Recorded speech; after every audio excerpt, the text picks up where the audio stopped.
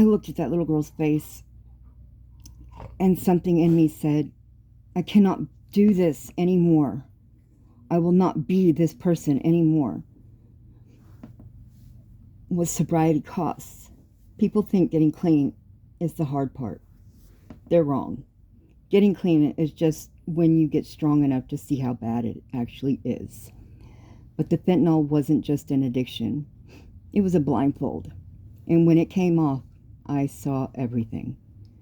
I saw my father for what he was, and that he was actively trying to get me to relapse. His own daughter, on purpose, after I told him the possible outcome for me would be death.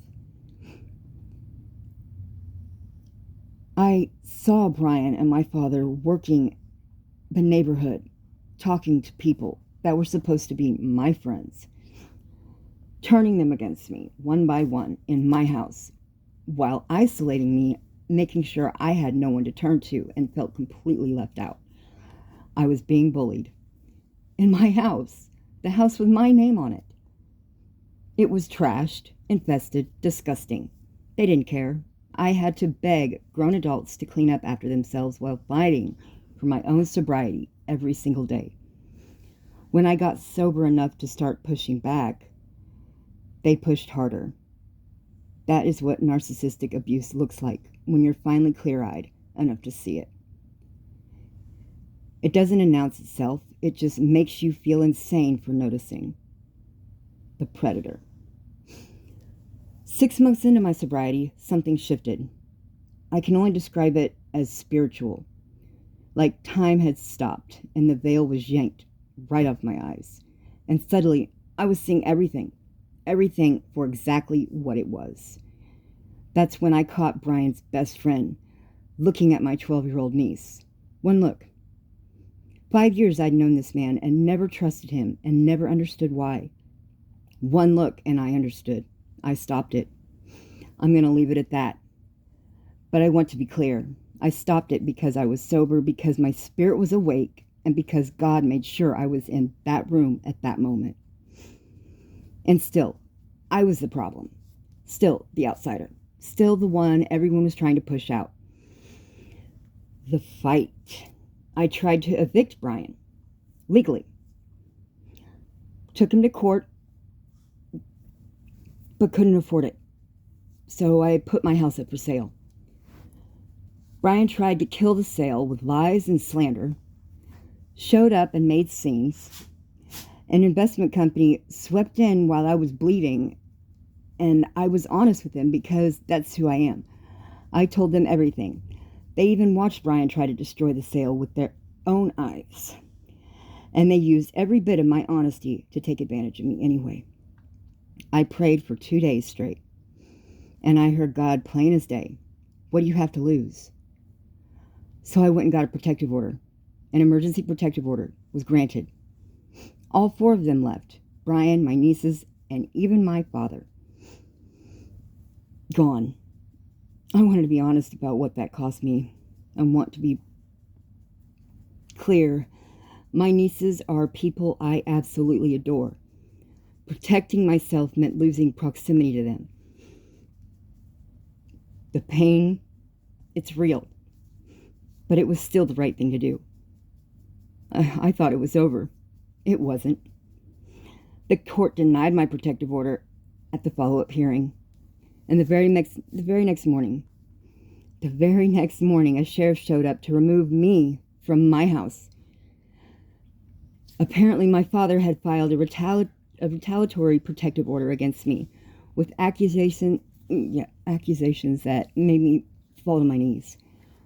All those lies against his own daughter, the one who took care of him for years. I had the deed.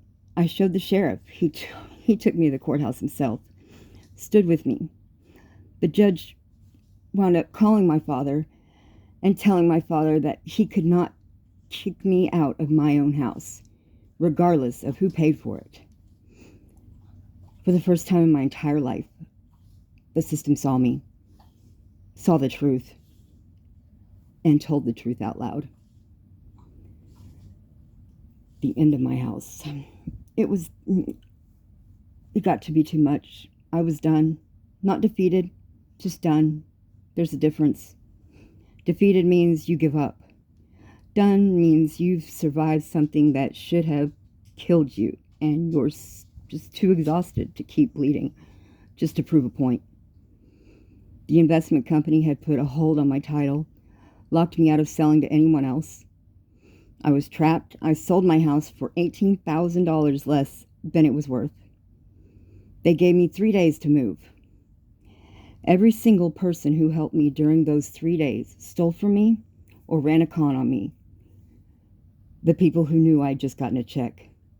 People who, they called themselves my friends. And the night that I moved, the last of what I had the strength to move, my father died. Almost like when he lost control of the narrative of his story, there was nothing left holding him here.